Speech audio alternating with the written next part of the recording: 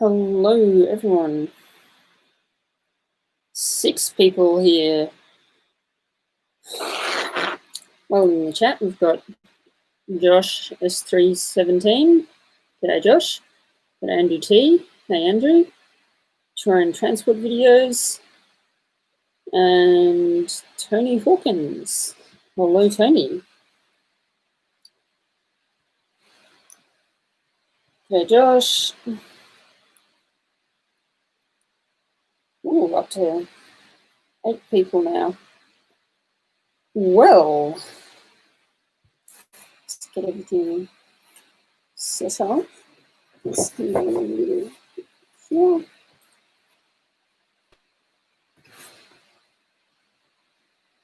It's a bit glary, isn't it?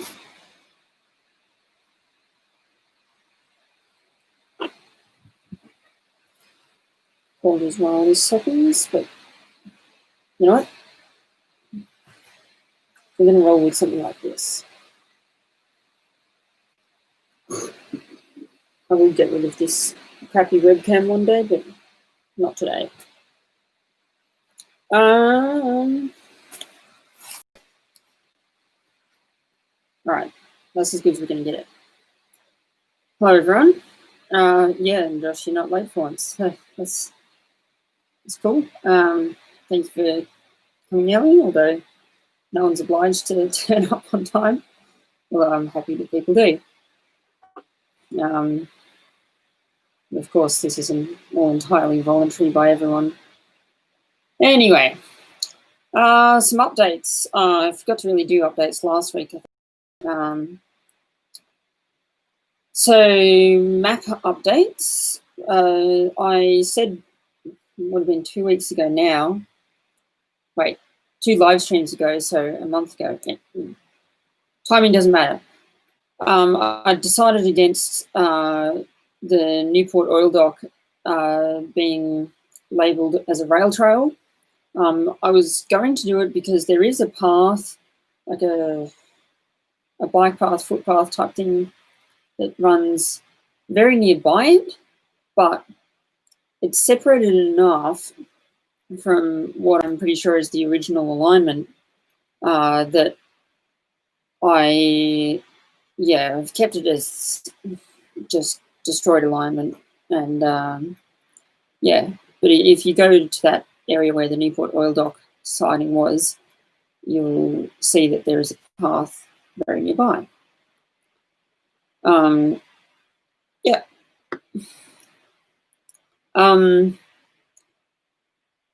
A little addition video, which was on Puffing Billy. I didn't really include this in the video, but I got to Puffing Billy and I started taking some videos and stuff. And then what you didn't see, because it's sort of just cut and it seems like it was, just a bit of time passed or whatever, and that's true. But what had happened was I realised that I had forgot to put sunscreen on, and I didn't have any anywhere nearby. It was a very hot day, and I was definitely going to get burnt if I didn't have sunscreen on. So I still had a good amount of time until the train was leaving. So I thought, okay, I'm going to run down to the shops and buy myself some sunscreen. So I did, and I think it was like a 20-minute round trip or something. But yeah, little mad dash for sunscreen. And yes, I put it on and didn't get burnt. Success.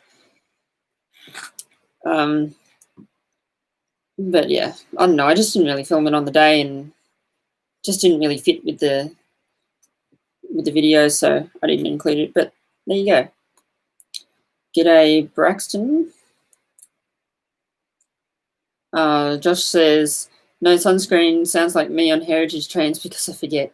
Yeah, I've forgotten sunscreen plenty of times as well. And I've been burnt plenty of times, and you know, rather not live through that experience again if I don't have to. So, yeah, got some sunscreen. Having said that, you know, summer's coming up. You always get burned once or twice, no matter how much you try not to. Robert says, when are you going to do a video on the line that used to go through to Yarra? I forget the name. It's just generally called the South Gippsland line. I'm not going to do a video on it personally, but Les is going to do a video of it because we walked the line back in 2016.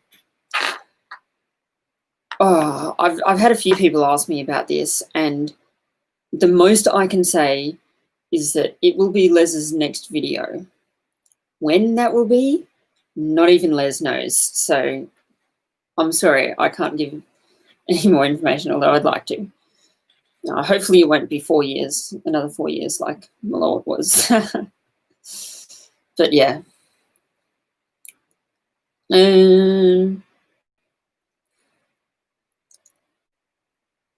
Rashton asks, have you walked across the old trestle bridges at Kuwi Rup?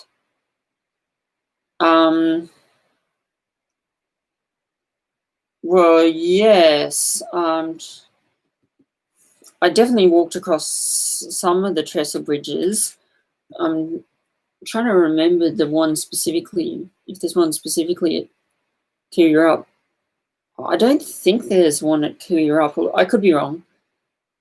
There's definitely one at Lang Lang, and that was actually one of our camp spots, was underneath the trestle bridge at Lang Lang. That was pretty cool. And you'll see in the video when it comes out that we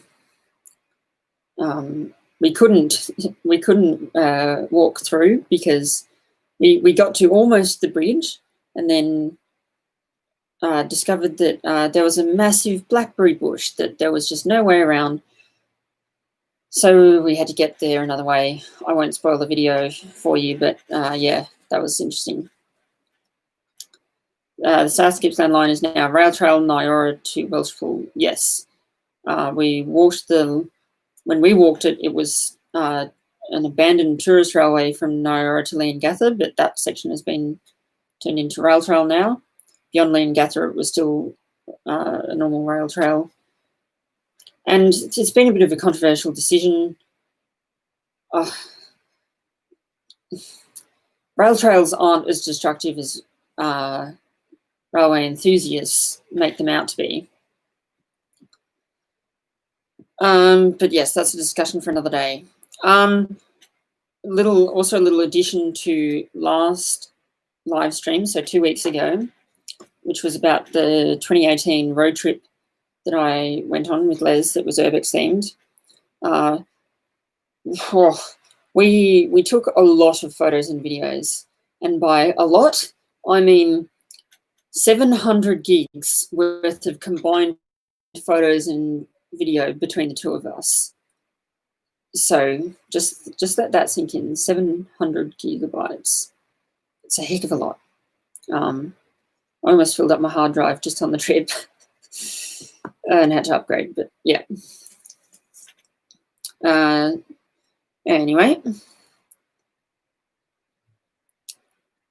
Braxton says, my neighbour is doing the extension. I can send you PM or a picture or something from the line if you want. Yeah, sure. Sure, send me a picture. All right.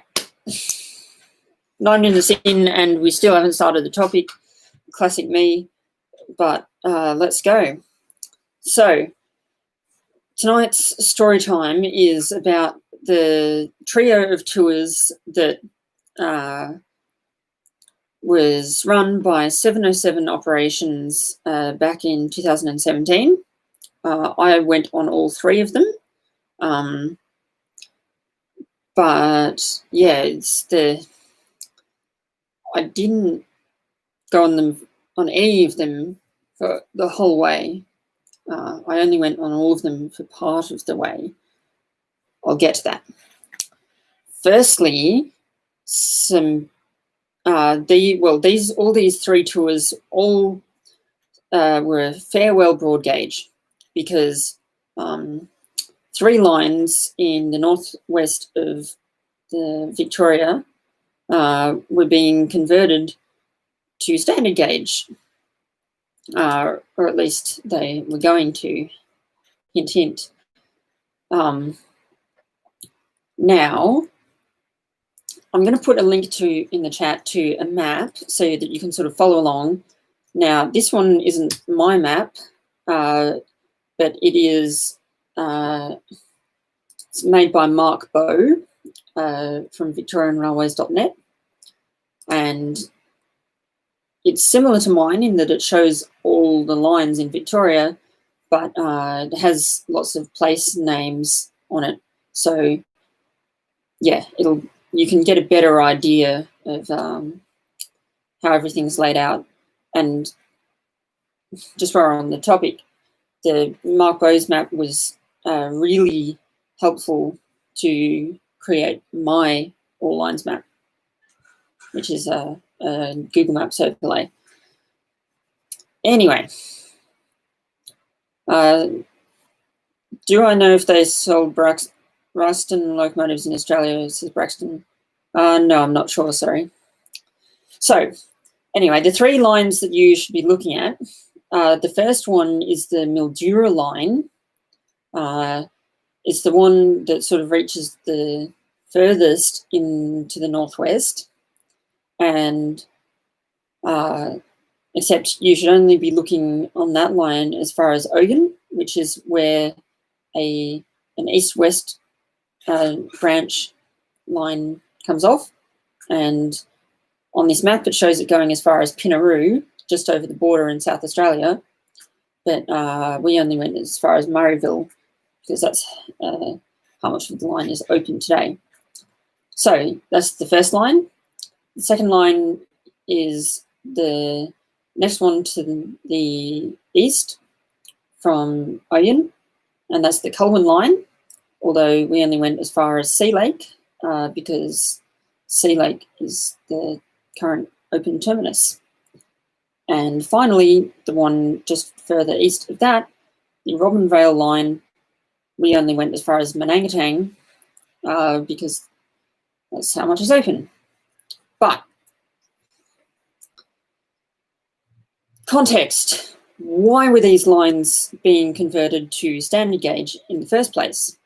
Well, it's all part of a project run by the Victorian government called the Murray Basin Rail Project. Now, this project was set to revitalise the northwestern railway lines, convert them to standard gauge in order to connect them easily to the national rail network.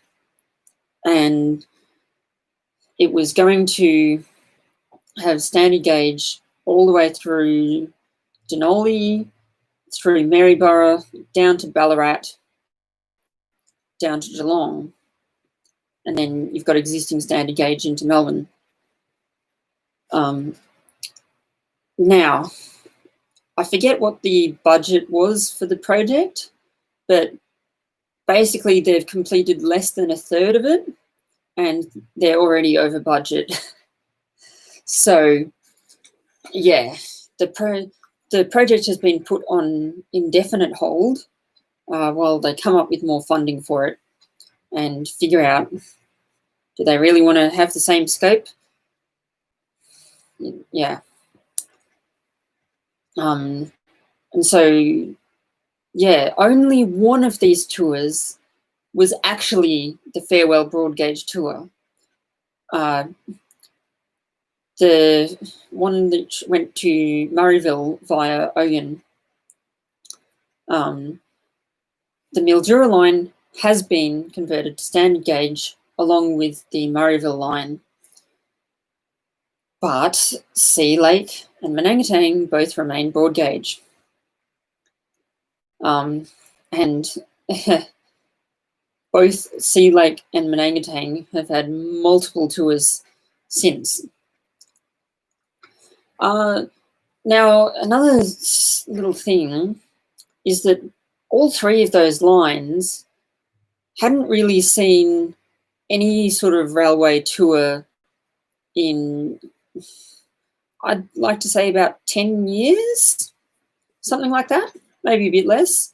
But yeah, for some reason, driver training lapsed, and the thing is that they're all very far away, and so I think that a lot of the like Steam Rail, 707, the other mainline tourist operators, well, 707, sorry, Seymour and Derm are the only two left out of that lot. Anyway, there's been a few tours on the Swan Hill line, but yeah, not to Mildura, Murrayville, anything like that. And it's a bit of a shame because I thought that they were actually quite nice lines. And I remember thinking back, because I got into railways and stuff in about 2015. And throughout the 2015, 2016, I always thought, it's a bit of a shame that we don't see any tours going to there, because I'd really like to visit. But yeah, part of the reason why they hadn't really seen tours is because they're very far away. So you can't really, like, the nearest. Okay, let me backtrack a little bit. If you were to run a day trip, return to Melbourne, leaving from Melbourne and coming back to Melbourne at a reasonable time, the furthest you can really go on the Mildura line is maybe St Arnaud, maybe Donald. Any further, and it's a bit far for a day trip. On the Sea Lake Culwin line, again, there's really nowhere interesting, because the nearest interesting town would be like Richproof or Charlton, but they're a bit far for a day trip. You can do it, but it's a bit of a stretch. And I believe Boort, Boort, on the Menangatang Robinvale line is about the furthest you really want to run a day trip. There's been a couple of ones up to Quambatook even, but yeah, even that Quambatook is stretching it.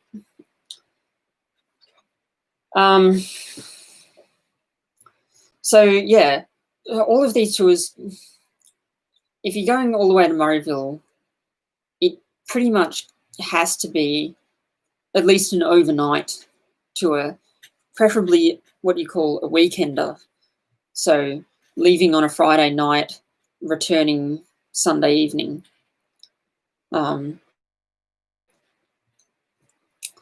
And so, yeah, given that these lines were going to be converted to standard gauge, and that there was going to be, it's going to be many years until the heritage sector builds up a standard gauge fleet and wants to run there. So 707 decided that they would run a weekender trip to there, to these three lines. And it was also cool because 707 had, they were really only just breaking into the weekender market. They'd run day trips for, you know, I don't know how many years, a while. But they had never really had sleeper carriages, but they had just restored a bunch. They were still missing a couple, and they didn't really have a dining car on hand. They still don't. But yeah, they, with a bit of hiring from Seymour Rail Centre and even Steam Rail, maybe not Steam Rail, but they definitely hired from Seymour, a couple of carriages from Seymour. And yeah, they put together a set, and yeah, they organised tours out to all 3 lines. See you, Braxton. So the pros of a weekender is that, hey, you get to be on the train for a whole weekend, and that's pretty cool. And you get to visit some faraway places that you perhaps wouldn't have been able to get to easily before. G'day, Applehead. But the real con of a weekender is that they're expensive as hell. And, you know, I often hear people sort of complain that rail heritage tours are so expensive, and I totally get you. I wish that they were cheaper as well, but it just costs so much to run a train when you're not subsidising anything. Because if you think about it, V-Line and Metro, people complain about their ticket price, and it's like, guys, you've got no idea. Most of your ticket is subsidised. But when you're on a special heritage train, you don't get that luxury. You've got to pay all of the costs. Crew, it's required, V-Line requires any trains to be operating on the network to be driven by qualified staff, and the unions demand that those qualified staff members get paid. So, yeah, you got to pay for staff, you got to pay for fuel, track access fees, food. Yeah, weekender tours are nice, but they're expensive. So 707 actually have decent prices compared to Steam Rail. And there's nothing against Steam Rail. You know, if Steam Rail want to charge that much and that suits them, then go for it. But 707, in my observations, for a similar length tour, a weekend tour, they tend to be a couple $100 at least cheaper. So either way, I couldn't afford that much. I could maybe afford to go on one, but certainly not all 3. Even one, I couldn't really afford to go on one for the whole trip. But 707 offered something that I hadn't really seen with Steam Rail before. It was a very exciting prospect, which was a day trip on the weekender train. So they said that they would stop, for the Murrayville one, they would stop in Oyen in the morning, and any local residents or anyone else who bought a ticket could get on at Oyen and go to Murrayville and then return to Oyen later that day. For the Sea Lake one, you could board at either Charlton or Witcherproof and go through to Sea Lake and return. For the Manangatang one, I believe you could board at either Port or Quambatook and return, go to Manangatang and return. So that was good. And those day trip tickets were only like $70 or $80 compared to, you know, $500-600 for the full trip. And so that was really exciting. And I thought, you know what? If I drive to these places where the day trip picks up and then book a ticket on the day trip, I could go in these and, you know, get the photos, get the memories, experience, whatever. And yeah, I'd be able to afford it. But even so, I had to think about things carefully because if you're on that strict of a budget, then the petrol to get there and back costs, and you've still got to pay for your food. So I think each trip might have cost me somewhere around $150 to $200. So still a saving, but let's just say $200 per trip. That means $600 for the three of them. For somebody who wasn't working really at the time, that was a real stretch.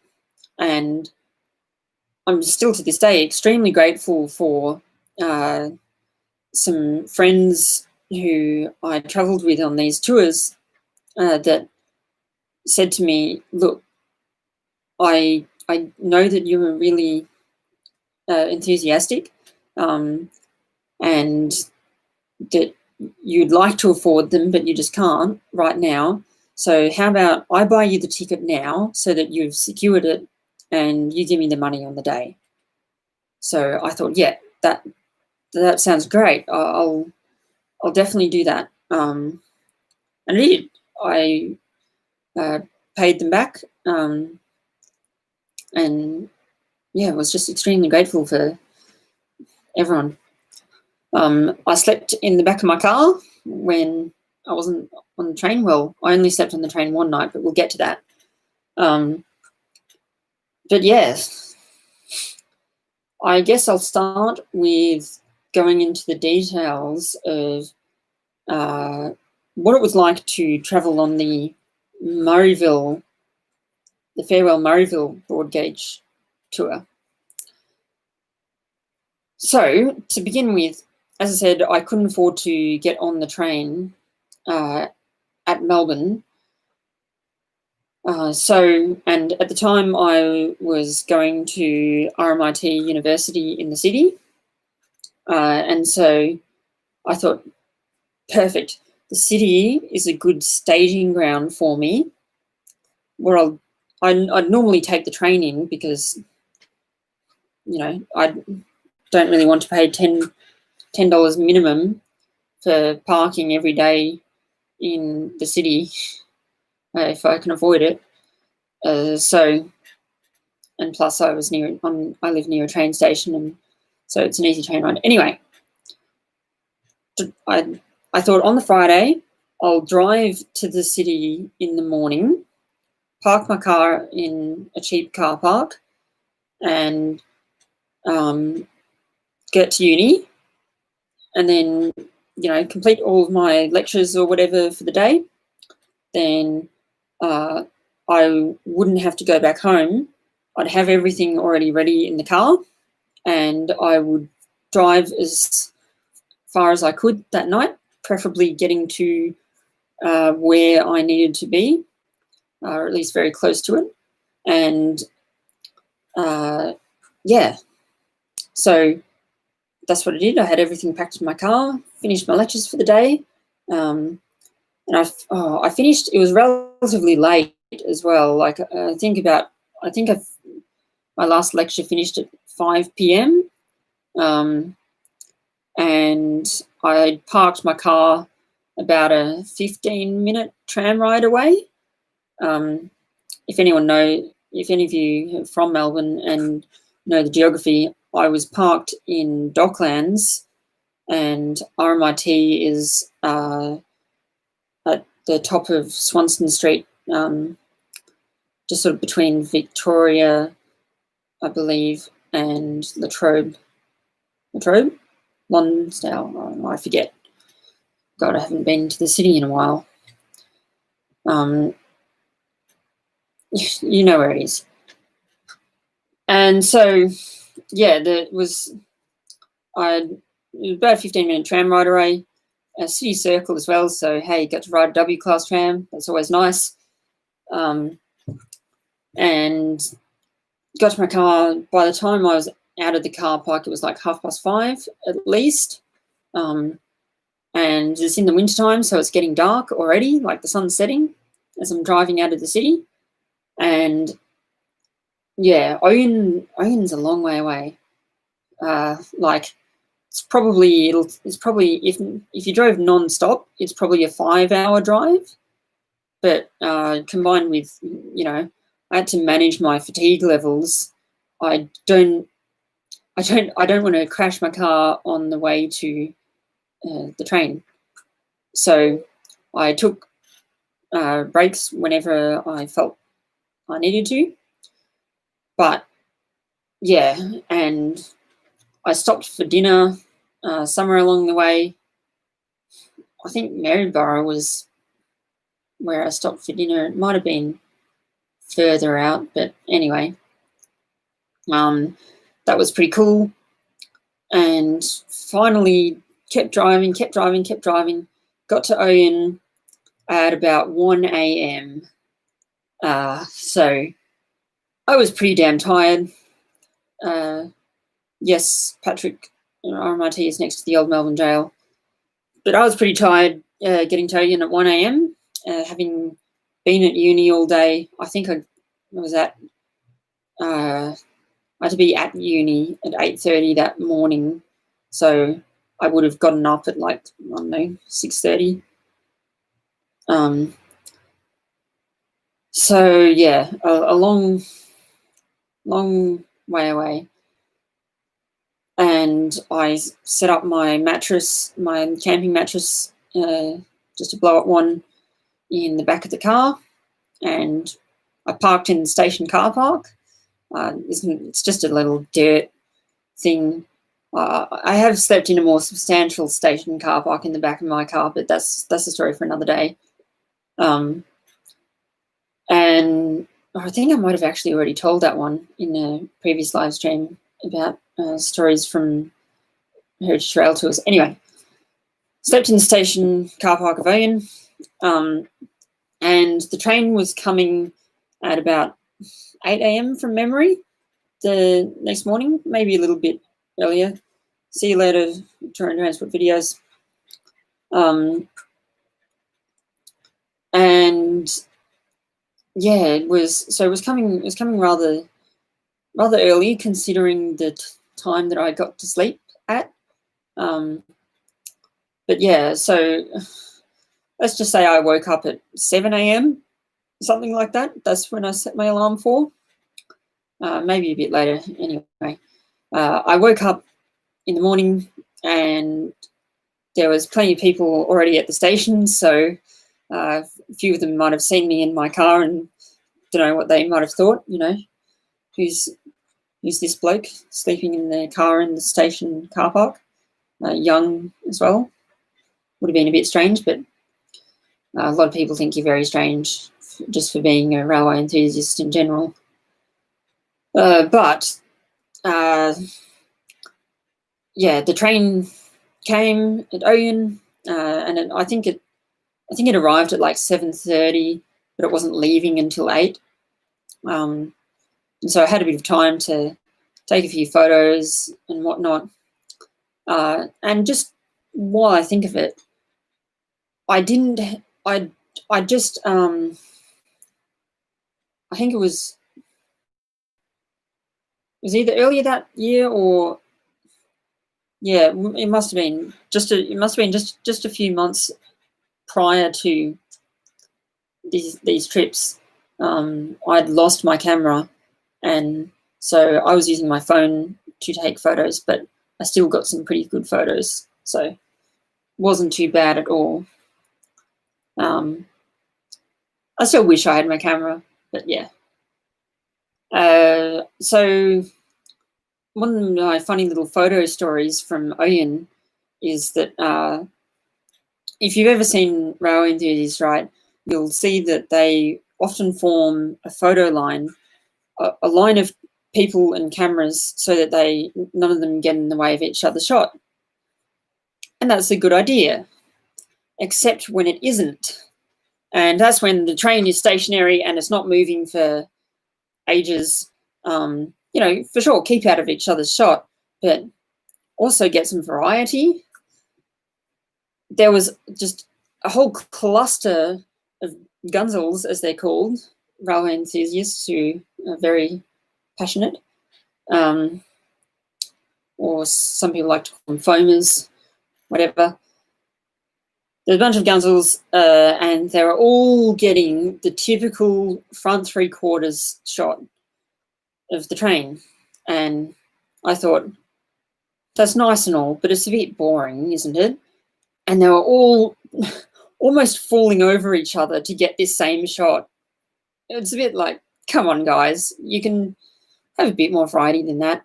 So I stood back and, I got my front 3/4 shot, and then I stood back and gave everyone else a chance to get their shot.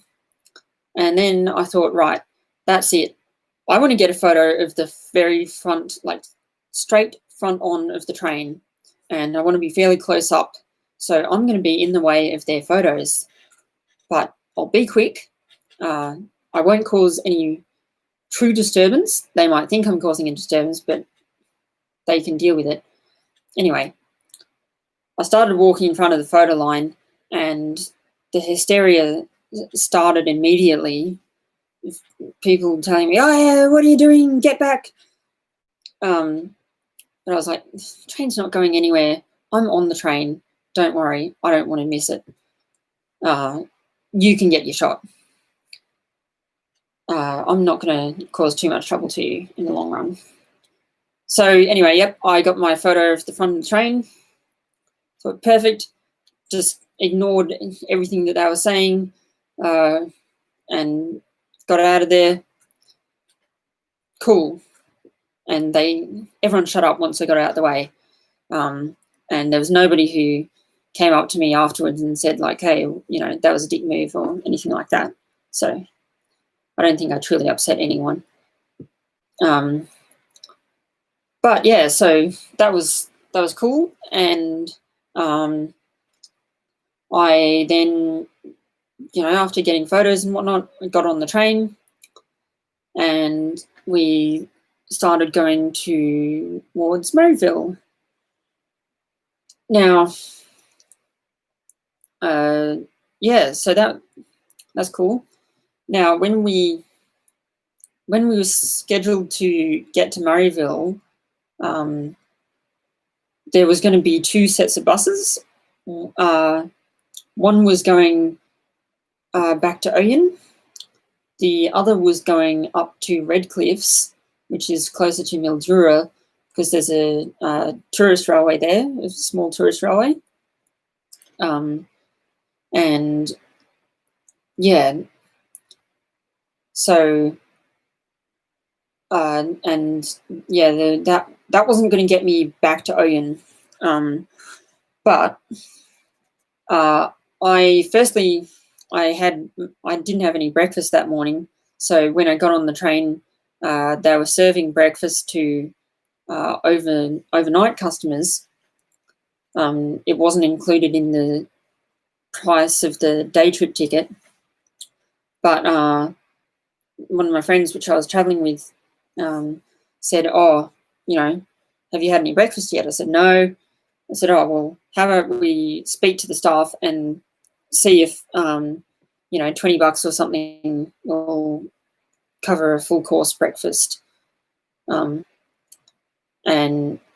yeah, so we spoke to them and they said, that sounds all right, $20 for a breakfast for somebody that wasn't planning to. And so that was good. I did that. And so that was sort of I'm telling that because that was sort of my first introduction to asking special things of the train staff, which will be a continuing theme throughout these 3 trips. So yeah, again, on the way to Maryville,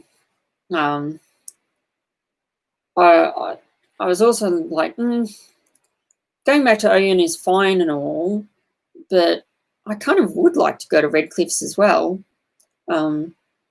And yeah, stay with the train a bit longer. I'd preferably like to return to Oyen on the train because it is getting there. But I had to speak to the train staff again, and I was like, hey, what are the chances of me paying another $50, say, and going all the way to Redcliffs and return to Oyen? And they thought about it for a minute and they said, yeah, we can do that. Only problem is when we get back to Oyen, because of the way that the Murrayville line connects to Oyen, if that way is north, right, and this way is west, that way is east, the Murrayville line sort of curves up like that. So if you're coming from Melbourne, you've got to reverse or switch. You've got to run around the locomotives to continue on the Murrayville line, and vice versa. If you're coming from Murrayville, you need to switch around the locomotives. All this to also say that you have to sort of do a bit of shunting in the yard.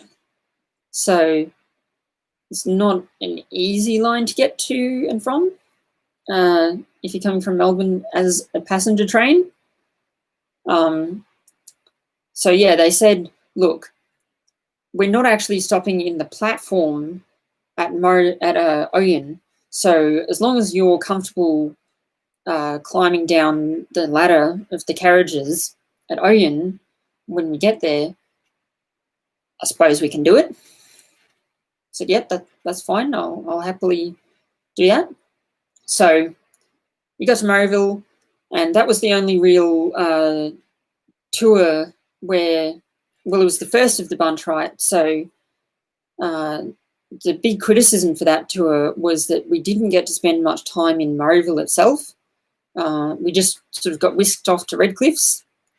And, you know, Redcliffs was nice, but I think everyone would have liked it if we stayed in Murrayville for a bit. And so that was communicated to them, and they changed it for future trips that they spend a bit of time in towns. Gerard says, this is as good as travelling around for real. Floyd. Well, thank you. Have you posted the link? You can't seem to see it. Link to what? I haven't posted any videos of these tours. So if you're looking for them, I'm sorry. I do have some video footage from them, but you found it, the link to the map. Okay, cool. But yeah, so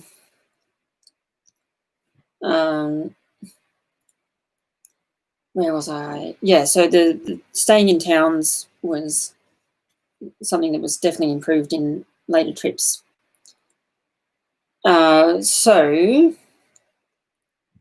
yeah, I got whisked off to Redcliffs in that bus, and part of my $50 or whatever was paying for my lunch, and paying for the ticket on the tourist railway and stuff. So I got a good deal. It sounds like I kept spending more money than I really meant to, and that's true, but I got a good deal in the end. Past the Nwinji line, or the remains of that, the line from nowhere to nowhere, as it's nicknamed. That was just pointed out by another one of my friends as we passed by. But I'll do a proper video on that line another day. And so yeah, Redcliffs, it's a nice tourist railway. It's sort of, because it's so far out, it's almost, I like to call it the forgotten tourist railway of Victoria. But yeah, it's quite good. They've got a steam locomotive as well. That line was originally broad gauge, of course, but they've converted it to, I believe, 2-foot narrow gauge. I could be wrong about that, but I think it's 2 foot. It's definitely narrow gauge of some sort.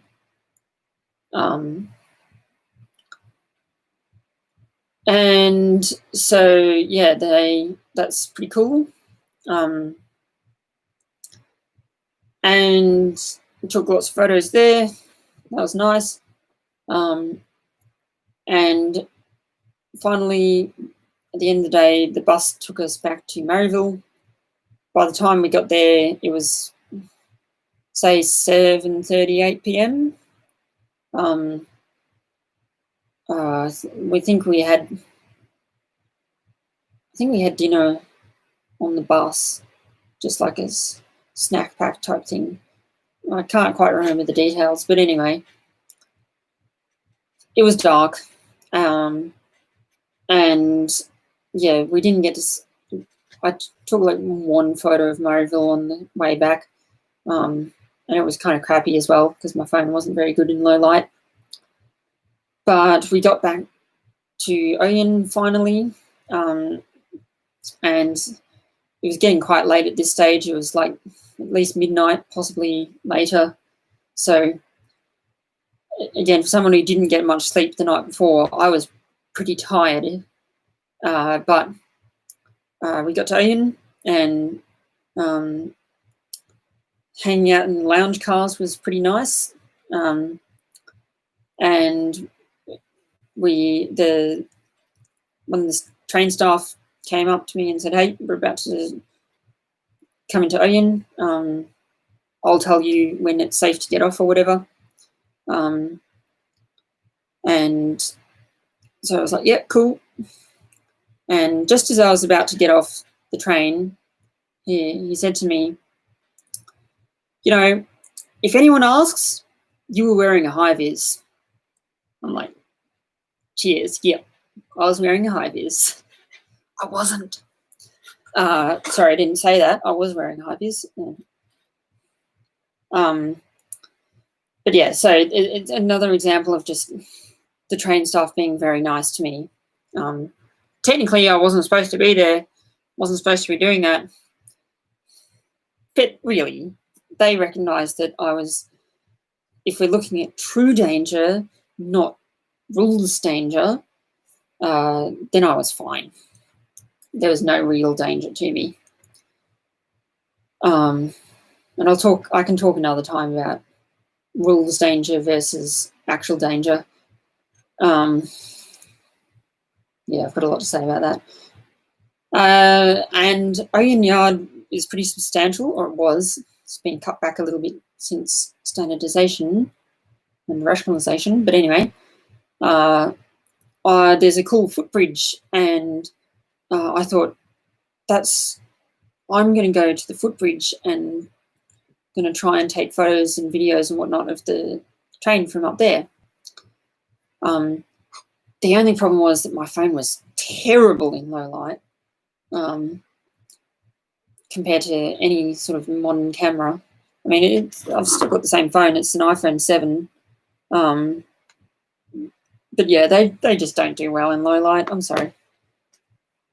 But I thought that I could do this photographic trick, if you like, which is where you keep the same position and you essentially take lots of the same photo and then combine them in Photoshop later on, and you can sort of reduce the noise levels. Now, I didn't have a tripod or anything like that, but I thought if I sort of am steady enough with my hands, I can maybe do some like auto aligning stuff in Photoshop. Maybe it will work, maybe not. We'll see. It didn't work, but I tried. And saw the train off, and by this stage it was definitely like 1 a.m, maybe later. I was in no state to drive anywhere that night, so went to sleep in my car again. Woke up the next morning. There was a couple of people roaming around the station, but not as many.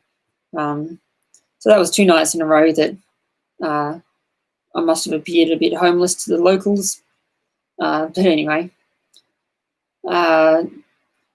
then since the train was heading south, I thought maybe I will be able to catch up to it, because the line isn't going too fast. But there was also a bunch of spots which I wanted to see on the way back. So I thought, oh, look, I won't try to, but if it happens, it happens. Now, I can't remember whether I actually caught up with it in Maryborough or not. I definitely did for the Sea Lake tour, and I think the Menangan one as well, but maybe not so much for Ian.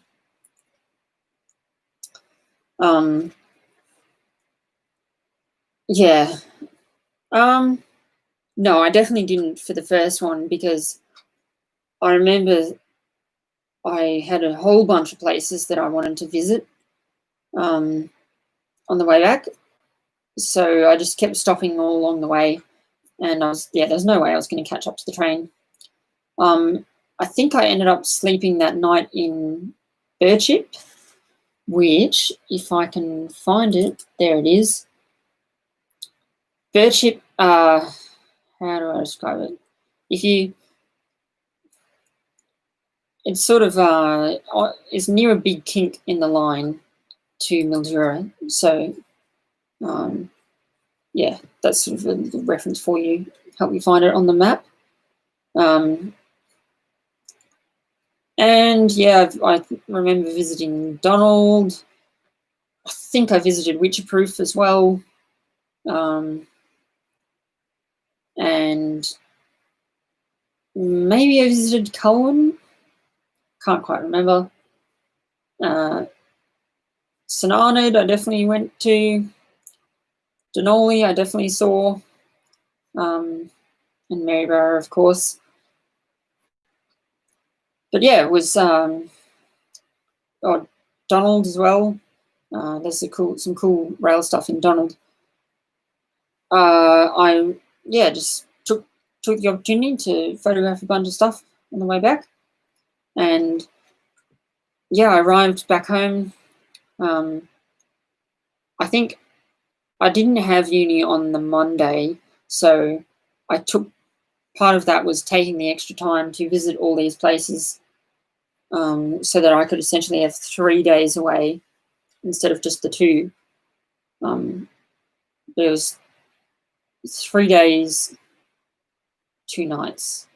Yeah, three nights. 3 that's right. 3 days, 3 nights. Sorry. And that was pretty cool. Denali was cool as well to see, because you would have seen I'll give you a hint. How about this? One of my recent videos was of an abandoned station that may or may not have been Denali, that had used to have a grain wagon in the goods shed, but it wasn't there it was there when I visited the first time, but not when I visited the latest time. Hint, hint. So yeah, that was the Farewell Murrayville broad gauge tour, and as I said, that was the only line which actually got converted. So yeah, I didn't end up ever being able to go on the tracks north of Denali on the Mildura line. I'm sure I'll get there one day on standard gauge, but I never got to return on broad gauge, because that was the final broad gauge tour. But the same is not so true for the other lines. So next off the line was the Sea Lake tour, which was a few weeks later. Similar sort of thing in that I would park at uni on the Friday, or park in a cheap car park in the city on the Friday, go to uni, get back to my car, head out. I would board the train at Charlton, but I would actually stay at Curtin that night. Curtin is a very small stop. If you look at the line which comes to Inglewood, which is, there's one which comes from Bendigo and there's one which comes from Maryborough and Donolly. Just north of Inglewood, the next stop is Curtin. There's pretty much only grain silos there today. There might be a mound of dirt, which was once the platform, but yeah, the difference this time with Curtin was that I was meeting up with a friend and his dad, who were coming on the train with me. G'day, R711 and 6A fan. I was meeting up with them in Curtin, but they were going to get there earlier than I was. And actually, from memory, I didn't decide on Curtin, they did. I just sort of said I'd like to stay somewhere near Inglewood, maybe, somewhere between Inglewood and Charlton.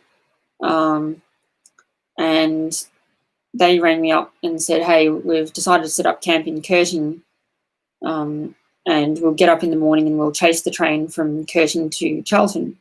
So I thought, oh, yeah, sounds like a good idea. I got to Curtin, they got a fire going. There was some old rotten railway sleepers just piled up there. So they started a fire with a few of them. I don't mean set the whole pile alight. I just mean, small campfire type thing. So that was nice. And yeah, I can't remember where I had dinner. I think Maryborough. I think I just got a pizza or something there. And that's a common thing for me, is getting cheap food because Maryborough is about the last town in the region before you head north. Further north, it has Domino's. So I got a $5 Domino's pizza, rocking it with the cheapskate food. They're actually quite all right. Like, they're not fancy, but it's Domino's. But hey, it's not bad. Especially for $5. I've had worse pizzas, put it that way. Way worse. I would eat the Domino's ones again. Anyway, I'm digressing. Curtin, we knew that there might be a couple of freight trains passing through. We knew when they were scheduled to pass through, but we didn't really know when, because freight trains can often run way behind their actual schedule. I was in contact with another friend who works as a signaller with V-Line, and I was able to message him while he was working, and he could provide me updates. But then he finished up his shift and wasn't able to provide me anything further. Anyway, we ended up going to sleep because, we got sick of waiting for it. It ended up coming through quite early in the morning, like 5 a.m. or something like that. I remember it was freezing cold, and I was too tired to really get out of bed. But I just I was woken up by it. That's another thing. When I was trying to get to sleep, or like even during the night, I kept waking up thinking, is that the train? Oh no, it's just another big truck passing by. But I was woken up by the actual train in the morning, and I didn't take photos or video of it or anything. I was just like, I'm way too tired to sort of store it through the windscreen of my car, and then went back to sleep for the extra 2 hours or whatever of sleep we had left. Before the train, we had to get up for the train, for our train, not the freight train. But yeah, that was cool. And I've stayed in Curtin a couple of times since. We'll get to the second time I stayed in further along in the stream. And yes, we're about to pass the hour mark. I did warn everyone on Instagram at least that we were going to go over the hour mark, but yeah, probably still got about half an hour's worth of story left, but we'll see. So we got up, got dressed, had breakfast or whatever, and waited for our train to come through. And again, we knew because the train wasn't going to be going too fast, like maximum something like 50 or 60 k's an hour, whereas we could go 100 in the car on the roads. So we knew it would be no trouble keeping up to it. But yeah, we chased it from Curtin to Chelton, and that was cool. Parked the cars and got on the train. Took some photos at Chelton, of course. Eventually I'll get to the stage where I can put up photos and stuff on the live stream, but we're not there yet. We'll just have to imagine it for the time being. I might have posted them on Instagram maybe a while ago. Anyway, Witchproof was our next stop. Now, Witchproof is a sort of famous town in the Victorian railway enthusiast community, because it's the only place in Victoria where the train runs down the middle of the main street through the median strip. So that's sort of the main attraction. And that's where the thumbnail of this stream was taken, in the main street of Witchproof. Because from memory, you get to the station before you get to the street. But we only very briefly stopped at the station to pick people up who were waiting there. But then, yeah, we continued. Other passengers weren't allowed to get off at the station just yet. We could get off, though, in the street. And that's where I think they borrowed a carriage from Steam Rail, which has steps. Well, it was originally from South Australia and sort of used to be designed for low-level platforms. But, yeah, it helps them be able to, do that.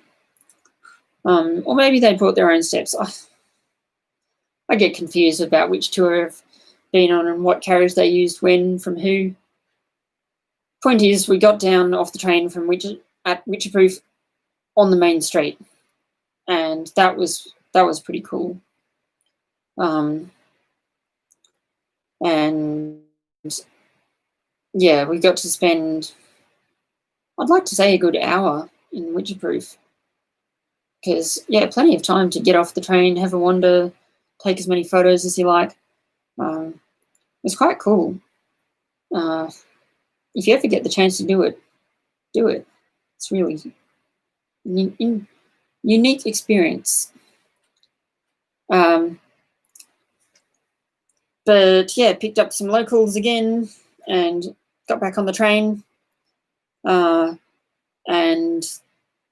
we headed further north as far as Sea Lake. And that was cool. And yeah, the line used to go as far as Colwyn, but it was cut back to Sea Lake quite a while ago. Most of the tracks are still in place, Sea Lake to Colwyn, but I probably won't ever walk that line because it's a bit boring scenery. Maybe one day. But yeah, Sea Lake's it's a fairly typical country town. nothing fancy. And that's what I like about it. But again, yeah, cool. Now, again, the train was the way that you would get back to Charlton as a day tripper. Normally, we were going to spend an hour or so, maybe a bit more, in Sea Lake. Get on the train. The train would stop at Wycheproof overnight, and there would be a bus connection for those who boarded at Charlton. Now, I thought, yeah, I'll do that. I'll go back to Charlton because that's where my car is. But I think I'll drive from Charlton back to Wycheproof and stay with the train that night. I won't sleep on the train or anything like that. I'll just park my car next to it or something. One of the cool things about Wycheproof Station is that it's quite easy to drive your car onto the platform. So, yeah, I did that. Parked my car next to the station building on the platform, and I thought this is a pretty nice place to set up for the night. And yeah, had dinner at the pub, and my friend who I was traveling with that time, he had to go back home, but yeah, I stayed on at Wycheproof, and I was just in the yard taking some photos of the train. One of the train staff, a lower down sort of passenger attendant, I knew him reasonably well, so I was chatting to him for a bit, and then through chatting to him, I was like, oh, damn, it's going to be so cold tonight. I kind of wish I could stay on the train. And he said, actually, there's a spare bed. If you offered like $50 or something to one of the higher up train managers, they'd probably let you stay. So I was like, oh yeah, all right.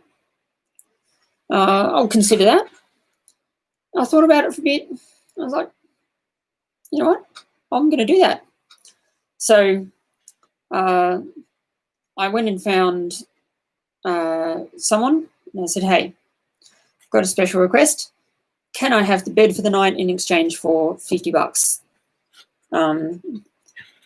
And they were like, okay, I'll go speak to, that sounds reasonable. I'll speak to the head of 707 Ops. He's John Green, I believe. Very nice guy. And yeah, he came to me and he's like, $50? Yeah, sure. Sounds like a good deal.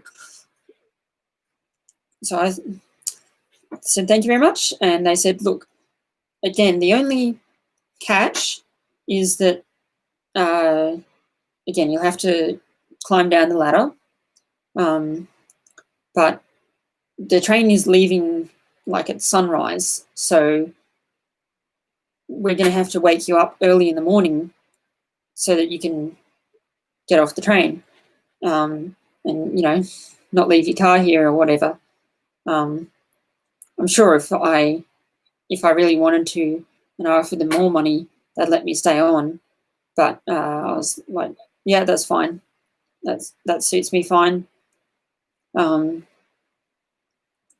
And yeah, so I slept on the train that night in an air-conditioned carriage. So that was pretty nice. It was the first time I'd ever slept on a train. I think I've only really done it once. Well, okay, I did it a few times in Queensland, but I mean, I've only slept on a bed in a train another one time, which was in Queensland on the Spirit of the Outback.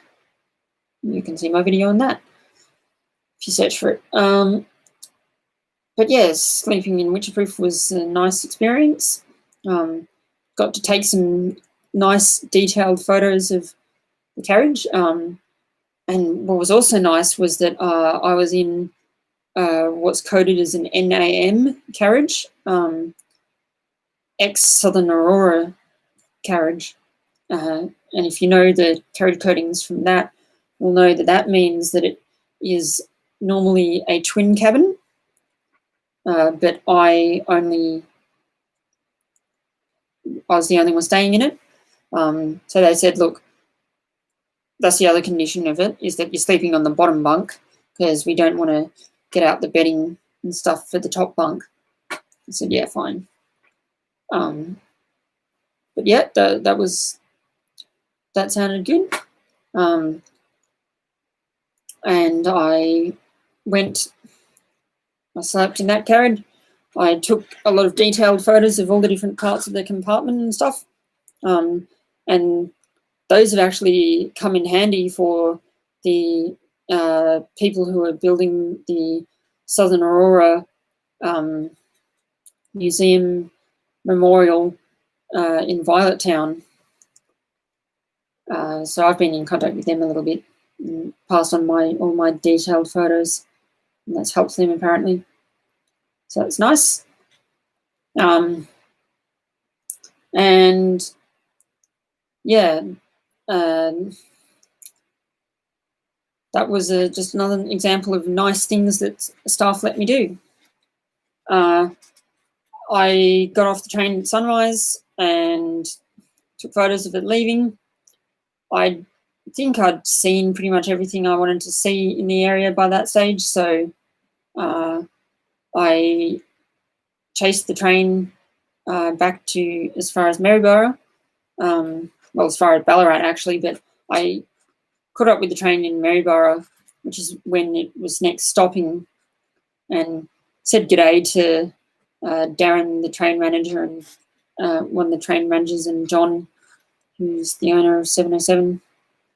Oh, not the owner, but you get what I mean. President, whatever. And yeah, they were sort of half surprised to see me. They were like, oh, g'day. Interesting to see, fancy seeing you here. And then when I got to Ballarat, I was like, g'day again. I'm like, oh, you're doing a good job keeping up with us, because we're going relatively fast now. So it's like, yeah, well, that's what happens when you drive a car. But that was cool. I didn't want to see them all the way into the city because I couldn't be bothered paying for parking again in the city. But I, drove my car back home, and yeah, the next tour, the final one, Menangatane. That was another nice tour. This time they also had a cheaper wooden carriage, non-air conditioned sleeper on board, but I wasn't able to afford that either, so I still did the day trip option. And I was running pretty short of money at this stage, so a lot of generous loans from older friends who could afford it, and I'm very, very thankful to them. They know who they are. So yeah, again, I did the same sort of thing, went to uni on the Friday, staging ground in the city, went to Curtin, and I think by this stage, I can't quite remember whether my timetable had changed or whatever, but I managed to get to Curtin in the daylight. Maybe it was just that I got there at the same time, but the days had gotten longer. That's probably the right answer. But yes, started up the campfire in the same spot. The ashes from the previous one were still there. And yeah, that was cool. Solo camping, done it plenty of times. It's always nice to camp on your own, but it's nice to have other people as well. Saw the freight train come through, although it came through relatively on time. So yeah, it wasn't. I managed to capture video of that, I'm pretty sure.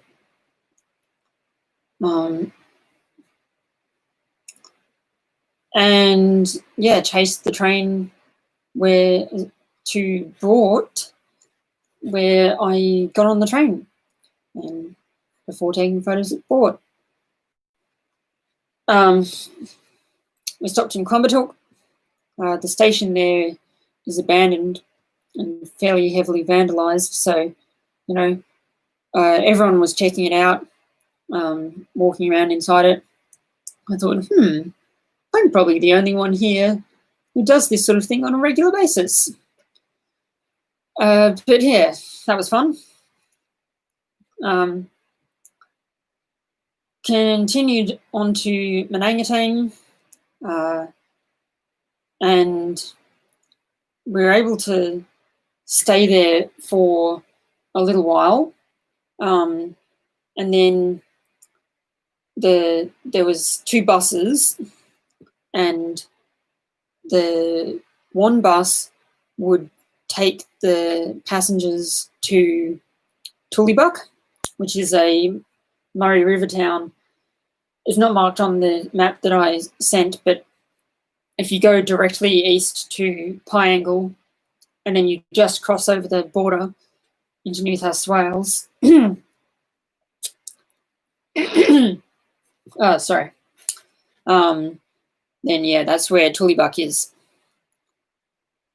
So I thought, yeah, I'm not gonna be on that bus, but I will definitely take the bus back to Port, because the train was staying in Manangatang overnight, and I thought I'll meet the passengers before dinner in Tullybuck, because I knew they were going to the pub, and then I'll stay in my car in Manangatang that night.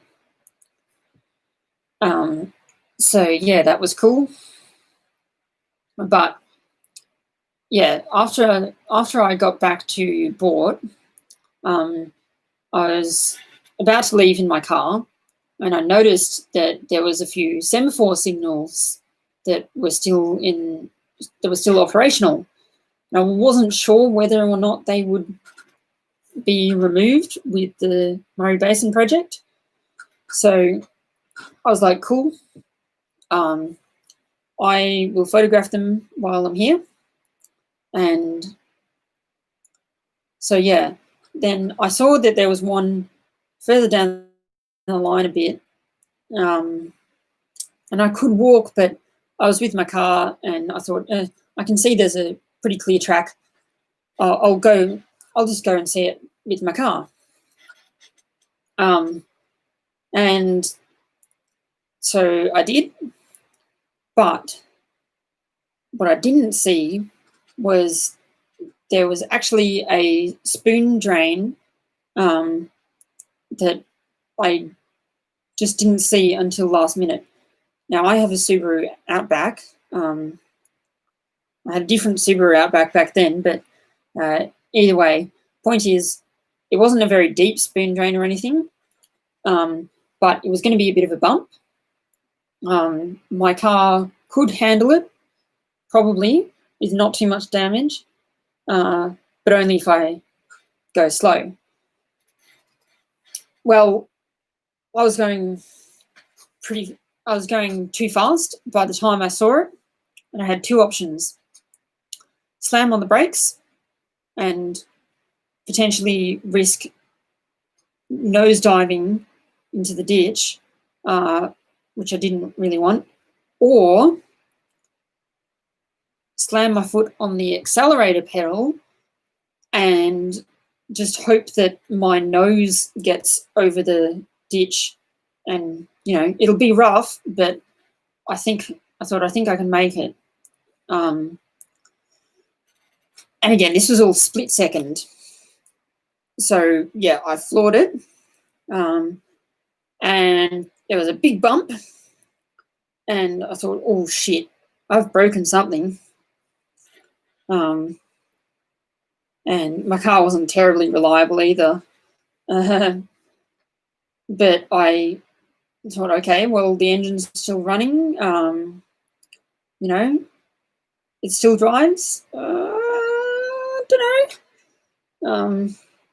I drove up to the signal, photographed it, and then turned the car around after doing an thorough inspection.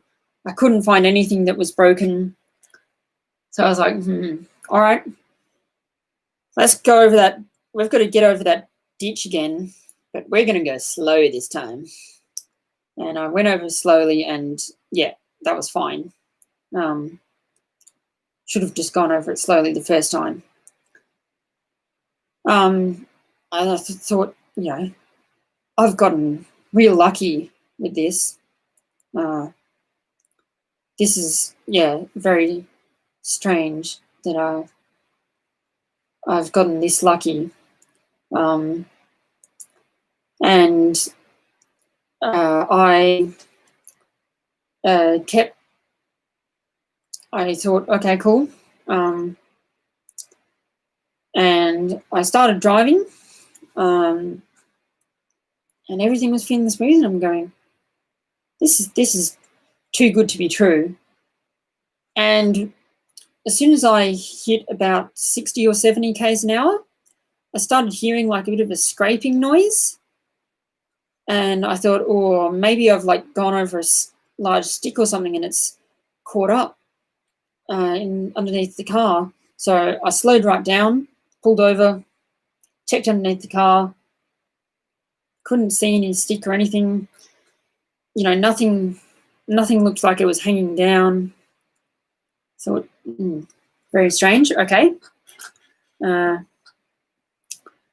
Keep going. Got up to 60, 70 k's an hour again. There was the noise again. Kept going for a bit, up to 100. Oh, the noise is getting pretty loud. Okay, all right, slow down. Stop. Check again. Still couldn't see anything. And so I was racking my brain and I was going, what the hell? And I've got to meet the train in, that was my plan, was to meet the train in passengers in Tullibuk. And I rung up my parents. I rung up a few friends who knew a bit about cars in Melbourne. I was like, hey, I've got this random issue. Any ideas? They asked me to like start driving for a bit while they were on the phone so they could hear the noise. They couldn't really hear it. And after back and forth, trial and error, I figured out that it was actually the stone guard. I had sheared off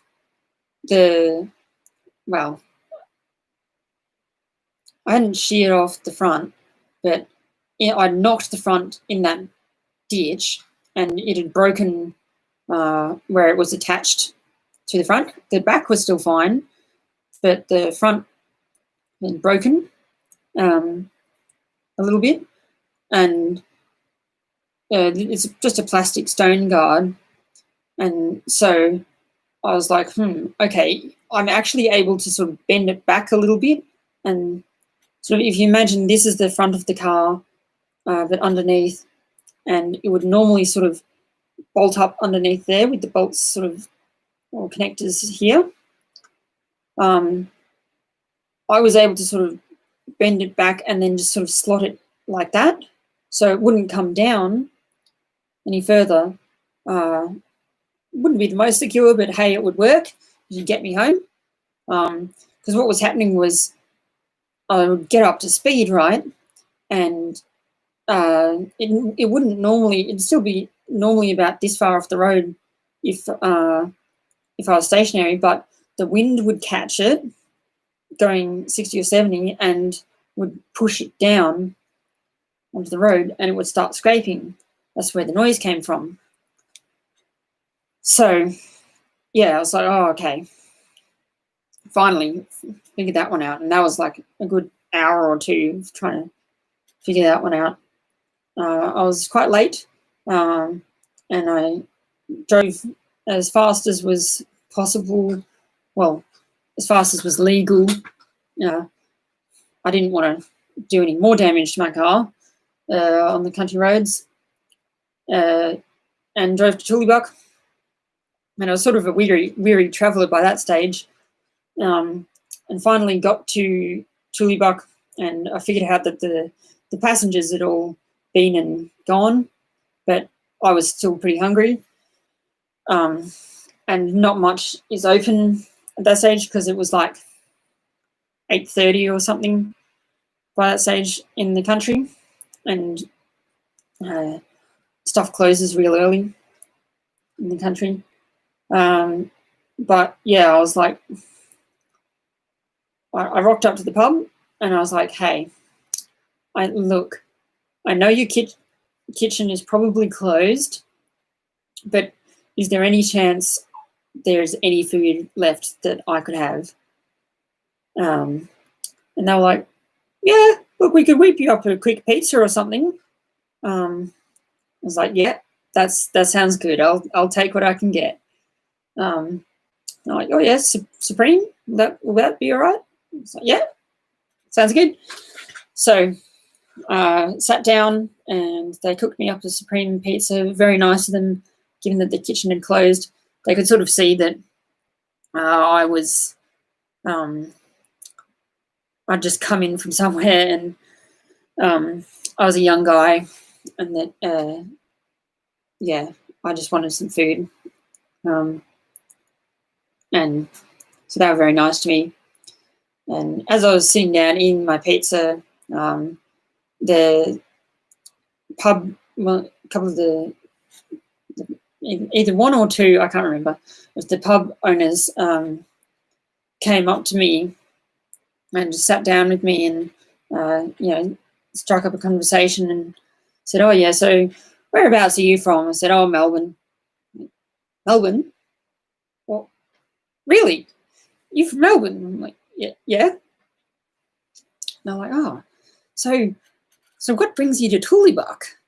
I was so surprised that a young person from Melbourne would come to their town. And I explained that, I'd been on the train which they would have served, and they're like, oh, I saw that there was a function here earlier, but I didn't know where they'd come from. So I explained, like, oh, yeah, heritage train, farewell broad gauge, etc. And they were like, oh, that's quite fascinating. And I told them about how I'd sort of broken down and managed to hobble my way to Tullibuk, and they were like, oh, that's awesome. That's a cool story. And that was pretty cool. And it was very nice chatting to them. And then I finished my pizza, and I was like, all right, well, thanks very much for your hospitality. I'm off to go see the train in Manangatang. So they were like, oh, all right, thanks very much for coming. Thanks for managing to get here and be a patron of the pub. Hope to see you back sometime. I was like, yeah, cheers, I will. Definitely had a good experience and definitely be back. Pizza was nothing amazing, but hey, it's a country pub. Don't expect fancy. But I drove my car back to Manangatang, and the friends that I was meeting up with there, he's old, so he doesn't have a mobile phone or anything, and finally met up with him and stuff, And he's like, oh, I wondered where you were. I thought you were coming. I thought you weren't going to come anymore. But yeah, I remember it was nice. It was summertime. It was definitely summertime by that stage. And sort of just got into the train at dusk. And so the lights were on, and in the wooden, I just hung out in the vestibule of the wooden carriage that they had. All the doors and windows were left open. So it was just a beautiful night. And yeah, just chatted away with whoever wanted to stick around there. And it got to about midnight, and it's like, okay, I'm going to retire back to my car. I think I slept, I parked my car on the station building, on the station platform next to the building or behind it or something. So that was nice as well. I still got the experience in the end of sleeping on a station platform. So sleeping in a station car and sleeping on a station platform. No, I'm not homeless. I'm just a railway enthusiast. A poor railway enthusiast. And yeah, it was just a really nice night.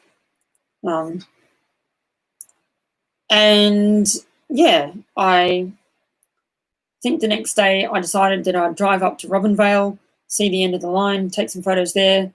Fun little fact about this line, it was originally going to be extended from Robinvale to the locality of Lett, L-E-T-T-E, but I believe construction only got as far as Karaki before it was abandoned.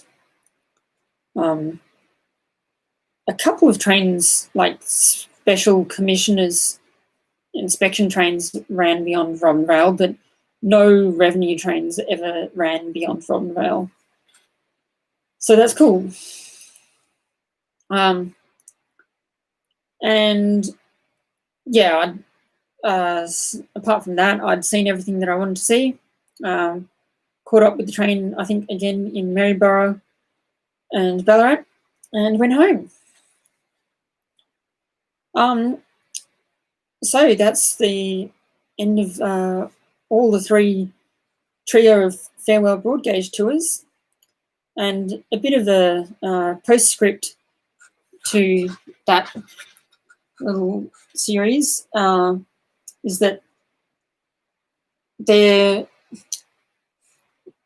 we all thought at that stage that they were going to be the final tours along those lines. And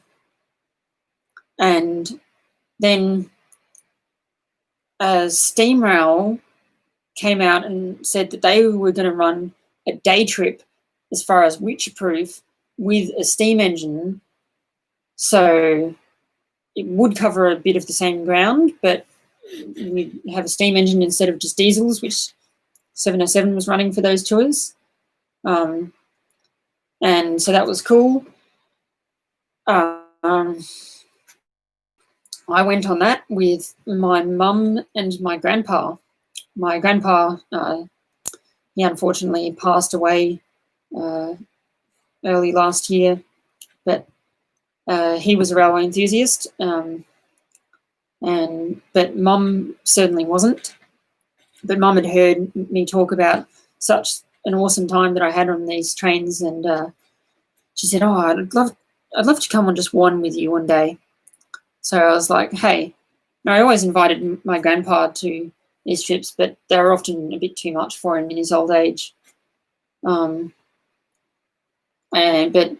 yeah, I said to them both, "Hey, going on this trip to Wycheproof for a day. Do you want to come? It'll be a big day, but it'll be fun."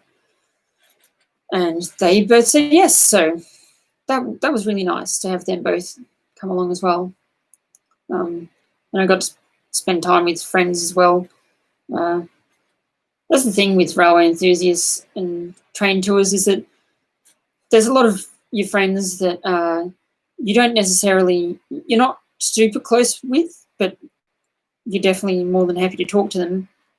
And so you will often not plan to catch up with them, but you both just happen to be going to the same event. And so it's like, oh, yeah, we'll catch up, might have lunch together in this country town. So, yeah, that's always nice. The Witcherproof trip was labelled the Farewell Witcherproof Broad Gauge Steam Tour. Bit of a mouthful, but yeah. That was a big day. I think we left at like 10 to 6 a.m. in the morning and didn't get back because, oh God, I remember we lost our path coming back. So for those of you unfamiliar, that means that like your path is where you sort of slot in between other trains, and when you lose your path, that means that you've been going too slow. And it means you basically got to wait a long time to find another path to fit through the busy traffic. And we lost our path at Ballarat. So we didn't end up getting home until like 10 to 12 at night, that night. It was, we joked that it was almost a weekender tour, even though it didn't intend to be. But yeah, then it was announced that the standardization, that the Murray Basin project was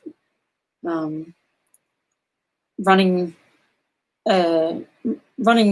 close to its budget, and that it would be delayed, the standardization. G'day, Victorian Rail Heritage. The standardization of those two lines would be delayed. I think Mildura had already been done at that stage.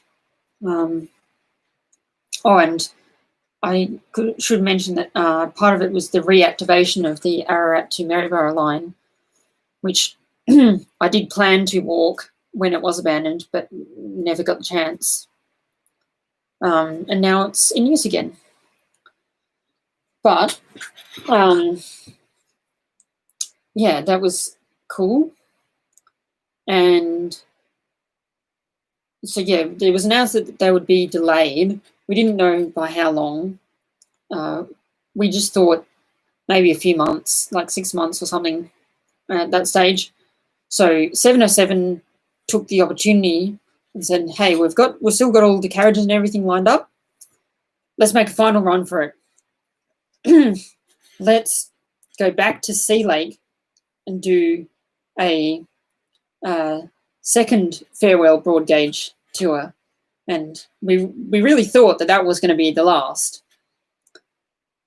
But turns out they really, really ran out of budget with the Murray Basin project, and the standardization of those two lines has been indefinitely delayed. And so I think that 707, on top of their second farewell broad gauge tour, they've run at least 2, possibly 3 trips since then to Sea Lake and Witcherproof. One of them was with a steam engine, so even my farewell broad gauge steam wasn't the last steam either to get to Witcherproof. So yeah. Yeah, and those ones weren't labelled farewell broad gauge, they were just called the Grainlander. I think 707, they planned to go back again this year, but that probably won't happen because of coronavirus and whatnot. But yeah, that was cool. It was just funny that, you know, it had 2. I went on the farewell tour, then I went on the second farewell tour. I didn't go on the third farewell tour, we're just talking the one line here, and I haven't been on the what was it, third? Hang on. This farewell steam, and so I haven't been on the third, the fourth, or maybe even the fifth tour that has happened since I went on the farewell tour. Similar sort of story with Menangatang. It's just had another few tours that were labelled something else, not the Grandlander. I can't remember what they were named, but not farewell broad gauge. But yeah, I suspect that we'll see another couple of tours at least on those lines. 707 appear to be making it a regular thing, which good on them. I really like that idea because they were cool lines and they were sort of forgotten by a lot of railway enthusiasts before this whole thing. And yeah, maybe I'll go on some and do a proper video. That would be good. But yeah. Victorian Rail Heritage says, do you know what happened to J512 and it being converted to standard gauge? No, I don't really know the details, any details on that. I'm sorry. But yeah, it's often said that it's a common sort of joke, I guess, that you know, you'll have as many farewell tours as John Farnham. And there's one locomotive in V-Line, A66, which I also went on the farewell tour for that one. But even it looks like it's returning. So really, I've only been on one tour that was truly a farewell. I've just been on 2 or 3 that were supposed to be farewells, but then weren't. But yeah, lots of John Farnham farewells in the railway enthusiast community in recent years. Yeah, well, we're almost at 1:45. I knew this would go over, but didn't think it would go over quite this much. Anyway, thanks everyone who's stuck around this far, this long. I've just about, I think I have finished everything I wanted to say about those lines. If there's anything further I wish to add, I do actually want to mention a couple of things before I finish up. There was a very small branch line in that area. It was the line to Wedderburn, which branched off at Wedderburn Junction, and there were no stops in between. So it was just Wedderburn Junction, then Wedderburn. I photographed those 2 stops on my way back from Robinvale and stuff, I'm pretty sure. And Bridgewater, I think I photographed as well at some point. And Bridgewater is an abandoned station as well. I'll make a video on that another time. But yes, if there's anything further that I wish to add but forget to today, I will give it as an update in next live stream, which is in 2 weeks' time. We're almost at 1:45 minutes, thanks to the 7 people who are still watching live. Wow, it's been a long one. Anyway, thanks for watching. Not too sure what the theme of next 2 weeks, next fortnight's live stream will be, but yeah. Thanks for watching. Hope you enjoyed the stories, and hope that you can make a similar story for yourself sometime. the thing is, I guess the takeaway from this all is that, you know, it was a struggle financially for me to get to these tours, but the memories I made, so worth it. So worth it. And yeah, maybe you can take that away and apply it to your own situation. Anyway, thanks for watching. See you next week. Oh, and finally, I will have a video out this Sunday. It will be an abandoned themed video. Okay, thanks. Bye-bye.